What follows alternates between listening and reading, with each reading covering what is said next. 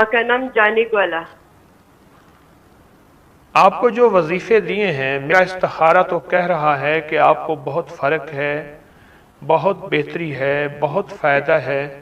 अल बेशक इसमें मैं अगर एक बात बता दूं कि मैं इस तरफ पागल थी कि मैं अपना फर्ज छोड़ती थी, मैं मियाँ के पीछे रोती रहती थी। मुझे काफी तसल्ली है, सुकून है। मैं आपकी जो जहाँ से आपकी मैं बातें सुनती हूँ, मुझे एक सुकून मिलता है, मुझे एक नई एक मोती मिल जाती है। जो मेरा हाल आज से 10 साल पहले था, जो 20 साल पहले था, वो अब नहीं है। शुक्र है अल्लाह की, अल्हम्दुलिल्लाह। लेकिन अब वो जो मियाँ फोन नहीं उठाता है, बात भी नहीं करता है, कोई इज्जत देना तो दूर की बात है, वो बात भी नहीं करता है, फोन भी नहीं उठाता है। और बेटा जो है मेरा, वो जिस काम के लिए जाता है 2-4 दिन तो काम हो जाता है, फिर वापस वो रिटर्न हो जाता है, मतलब जिल्लत के साथ वापस आ जाता है। अच्छा, आप ऐसा करें, एक लफ्ज बता रहा हूं, या तन कफील बेहक के या वदूदो, या तन कफील बेहक के या वदूदो। ये हर नमाज के बाद एक तस्बीह पढ़ें, अव्वल आखिर 3 दफा दरूद शरीफ, और अपनी हर नमाज की हर रकत के अंदर पहली रकत में अलम नशरह, दूसरी में सूरत फील पढ़ें इंशाअल्लाह। ठीक है। और उसके अलावा हर जुमे असर की नमाज के बाद 70 बार आयतल कुर्सी पढ़ें। हर जुमे असर की नमाज के बाद 70 बार आयतल कुर्सी पढ़ें, अव्वल आखिर दरूद पाक, हर दफा बिस्मिल्लाहिर्रहमानिर्रहीम साथ हो। इंशाअल्लाह। ठीक है जी। बस बाकी जो वज़ाइफ, और ये बेटे को बाकी जो वज़ाइफ तस्बीहात कर रही हैं वो आप करते रहिए, और बेटे को भी यही वजीफे बताएं, वो भी लाजिम करे। इंशाअल्लाह फायदा, इंशाअल्लाह करम होगा।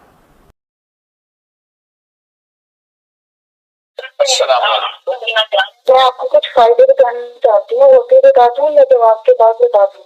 जी बताइए। और सूरत तारीख की आखिरी आयत पढ़े तो शोहर ऐसे लगता है जैसे ना आपके साथ मतलब सारे मसाइल हल हो जाते हैं। एक तो जो आप 11-11 वाला अमल बताते हैं ना, जी जी, उससे तो लड़ाई झगड़े वैसे खत्म हो जाते हैं। लेकिन ये होता है सूरत तारीख की जो आखिरी आयत मैंने 2-3 दिन से पढ़नी शुरू की है, तो उससे प्यार मोहब्बत में बहुत ज्यादा इजाफा हो जाता है। पहले वजीफे से कौन सी लड़ाई किस वजीफे से खत्म होती है? लेकिन सब 11-11 वाला अगर अमल करे ना तो लड़ाई नहीं होती, वरना शोहर से छोटी छोटी बात से मसला हो जाता था। क्या अमल अब करें? नहीं होता। 11 बार जो आप बताते हैं दरूद इब्राहिमी, 11 बार सूरत फलक, 11 बार सूरत नास, 11 बार सूरत इखलास, और 11 बार वो जो है आयत करीमा, ये पढ़ने से लड़ाई झगड़े बिल्कुल नहीं होते, सुकून आ जाता है। और जो सूरत तारिक की आखिरी आयत है उससे क्या होता है? सब आपसे तो ऐसा लगता है कि अगला बंदा वैसे ही आपकी कैद में आ जाता है, आप जैसे कहते हैं वो वैसे ही करता है। माशाअल्लाह माशाअल्लाह, पहली दफा किसी माई से कैद में आ जाता है। अल्लाह, अभी सिर्फ 3 दिन हुए हैं मुझे पढ़ते हुए। अच्छा, वो अब आपकी कैद में है?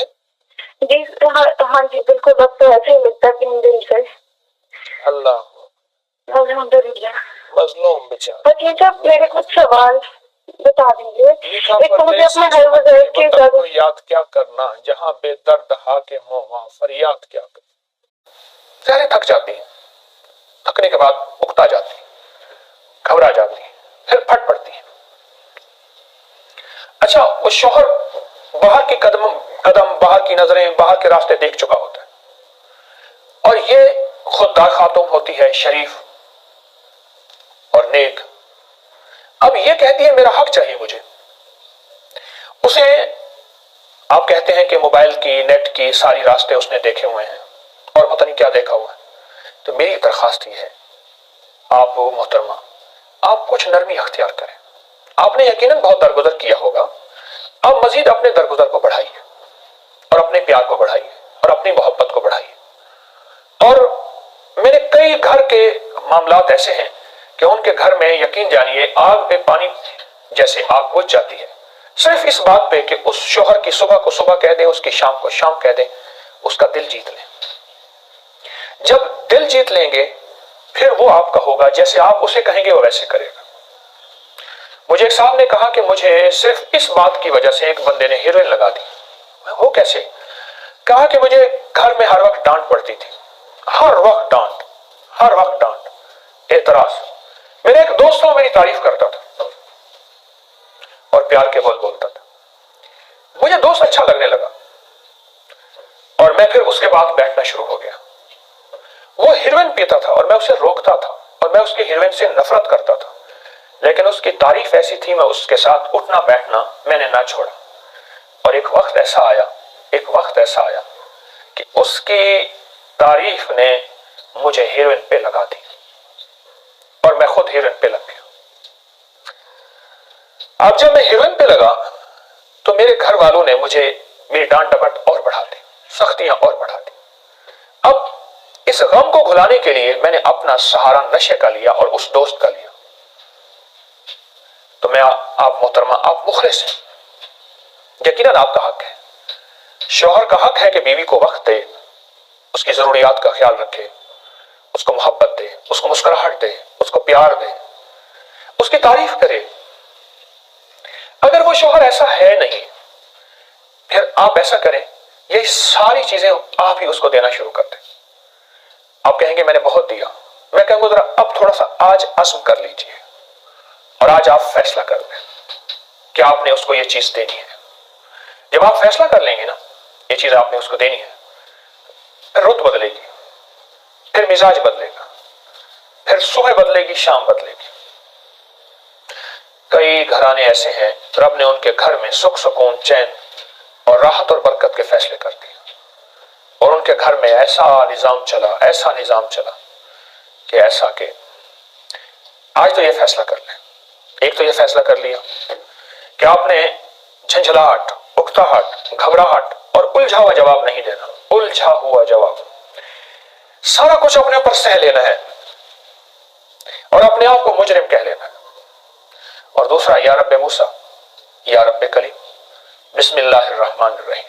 اس کے تو فائدے انوکھے ہیں، میں کئی بار بتا چکا ہوں۔ گم شدہ چیز کے لیے، چوری ہو گئی ہو چیز، انسانوں نے اٹھائی ہو یا جنات نے اٹھائی ہو، اور کوئی بندہ گم ہو گیا ہو اور نہ ملتا ہو، حتیٰ کہ یہاں تک کہ وہ زندہ ہے یا مر گیا ہے، اتنے سالوں سے بندہ گم ہے، اور یہاں تک کہ وہ بندہ اس وقت کس حالت میں ہے، یا کوئی چیز چوری ہو گئی ہے اور ہمیں پتہ نہیں کہ وہ کہاں ہے، ہم لوگوں پہ شک کر رہے ہیں، اور ہماری کوئی چیز اٹھائی گئی ہو، ساری کی ساری چیزیں، یہ سارے کے سارے مسائل، اگر آپ ان کا حل چاہتے ہیں اور ان مشکلات کا 100% حل چاہتے ہیں اور ان پریشانیوں کا 100% حل چاہتے ہیں، تو بالکل خاموشی سے سارے غم بھول جائیں اور صرف دن رات یا رب موسیٰ، یا رب کلیم، بسم اللہ الرحمن الرحیم۔ جب ان لفظوں کے ساتھ بسم اللہ الرحمن الرحیم آپ پڑھیں گے تو ان لفظوں کی تاثیر حیرت انگیز طور پہ بڑھ جائے گی، کیونکہ بسم اللہ الرحمن میں پہلے لفظ رحمان ہے پھر رحیم ہے، یا رحمان الدنیا یا رحیم الآخرہ۔ یہ صفت رحمان کی تاثیر ہے کہ اللہ پاک روٹی دیتا ہے باوجود نافرمانی کے، پانی دیتا ہے، آکسیجن دیتا ہے، باوجود نافرمانی کے اللہ ساری ضرورتیں پوری کر رہا، باوجود نافرمانی کے اللہ سارے مسئلے حل کر رہا، باوجود نافرمانی کے میرا اللہ پاک جو ہے راضی ہے اور ہمیں کچھ دے رہا۔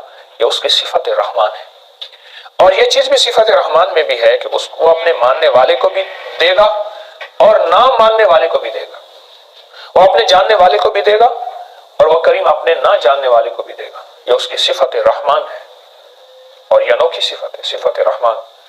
اور جو صفت رحیم ہے وہ قیامت کے دن اس کا اظہار کیا ہوگا؟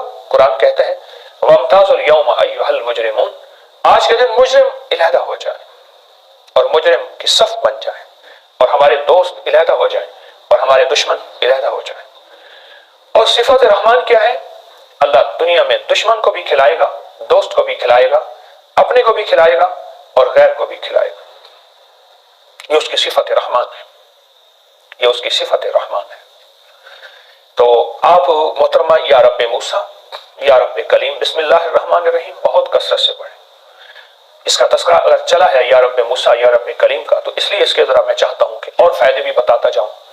ہمارے سننے والے ان میں کوئی دکھی، کوئی مجبور، کوئی پریشان، کوئی مسائل میں، کوئی مشکلات میں، کوئی پریشانیوں میں اٹکا ہوا، الجھا ہوا اور زندگی کی ناکامیوں میں بہت زیادہ جکڑا ہوا، یہ میں اس کے لیے بھی بتا رہا ہوں کہ وہ بھی یہ ضرور کرے اور اس کا بہت فائدہ ہوگا.